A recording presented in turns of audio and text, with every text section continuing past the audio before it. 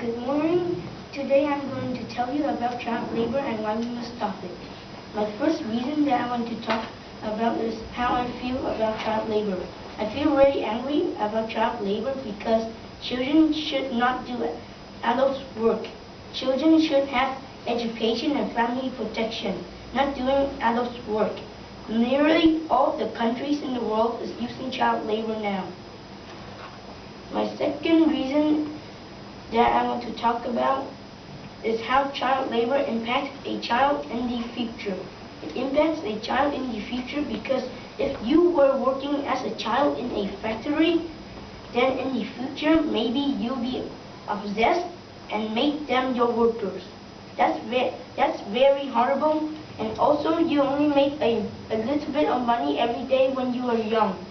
So when you grow up, you will maybe only have $500 by working in the factory when you are young. And now you will need food, shelter, water, and tons of resources like clothes, but you only have $500 only. We know it's really affecting the child when the child grows up, so we must stop it. My third reason that I want to talk about is how unfair it is for children who is doing child labor. It's really unfair for children who's doing child labor because they have to work for 10 hours a day, and we don't even have to work that much time. We only work for like 1 hour a day to help our parents. Also, if they don't work too well, the owner will beat them with a stick or a bat, but we don't even get beaten if we did our job not well. They don't even go to school or be protected by their parents.